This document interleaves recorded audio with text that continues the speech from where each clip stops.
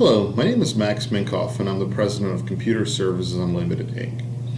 I wanted to make this video to talk about the cyber attacks that have affected parts of the internet in the United States over the past week or so, and were responsible for bringing down sites, many popular sites, like Netflix, Reddit, Airbnb, GitHub, many others, as well as small business websites that most people have not heard about. But they were also hit hard by these attacks. They were brought down in some cases for days, for hours. Lost a lot of revenue and things like that. While there's been a lot of coverage on the cyber attacks in general, it's all over TV. There's a lot of news articles written about the attacks, and which is great. That creates awareness. However, there's not a lot of content available out there that talks about the simple steps it takes to protect yourself as a business owner, or even your personal, assets, as well. Does not talk about the fact that you might actually have participated in these attacks. Now, you say, well, what are you talking about? I didn't do anything.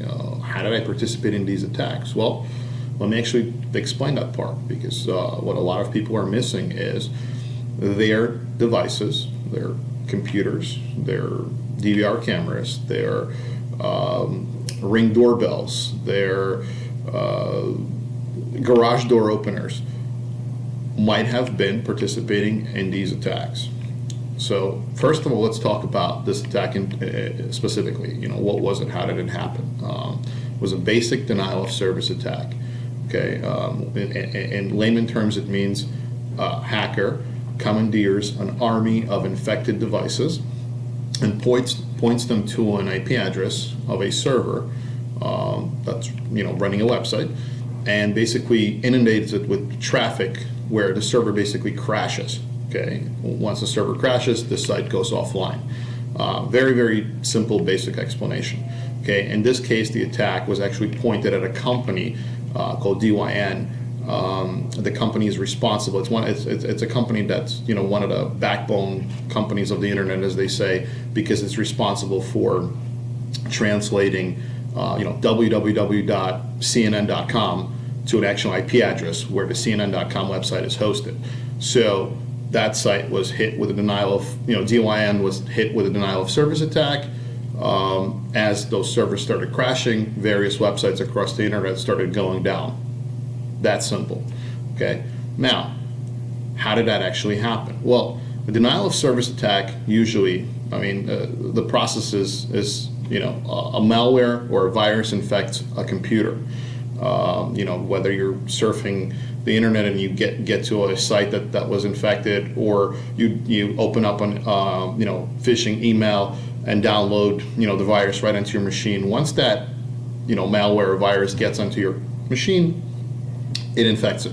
And what it immediately starts doing is it starts scanning your network and looking for vulnerabilities.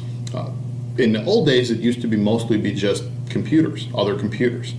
However, we live in a connected world now. If you look around, everything is connected to the internet. Even in your home, you like I said earlier, you have devices like garage door openers, for convenience, that you want to control, from your iPhone. You have Ring doorbells where you want to, monitor, who's ringing your doorbell, who's coming to your door. You have, various home automation devices that open up your blinds and close your blinds, and many, many other devices that, just too much to cover here, that are connected to the internet.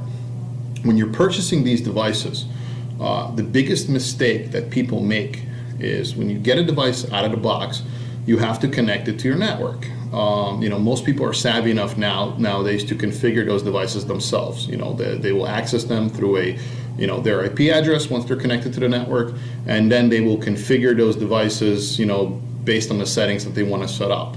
However, in order to do that, those devices come with a default username and password. In most cases, it's admin password. In some cases, it's just admin with no password. And most people will access, will configure those devices, but they will never change the default username and password. So what happens is the malware that now got onto your computer, as it's scanning your network, it is looking for these devices. It's looking for cameras, DVR systems, stuff that we just talked about, and it's looking to see if it could access them via the default username and password. Once it finds those devices and sees that the password works, it connects into them, infects it with spyware or malware or a virus or whatever you want to call it. It's the same thing, really. And now that device has been commandeered. Okay, the hacker can then point that device or control that device any way they want. They can open your garage doors, close your garage doors, use that device in a denial of service attack, like in this case. So, as things became connected, it became a lot harder to basically see which devices are infected or not, because on a computer you're running things like, in most cases, antivirus or anti-malware system, and even if you get infected, once you realize that you've been infected, you can try to clean that device and fix it.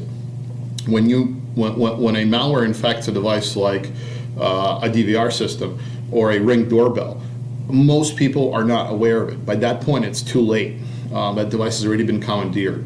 So, people, the simple thing that you can do, protect yourself by changing the default username and password of any connected device that you add to your network. That really is the crux of it. It's that simple. Once you do that, you are making it much harder, almost impossible, for a hacker to be able to use your device or your computer in a denial of service type of attack. If you have any questions, please reach out to us. Our website is below, our phone number as well. We specialize in managed IT services, network security, for businesses that need our help. Thank you so much, and have a good day.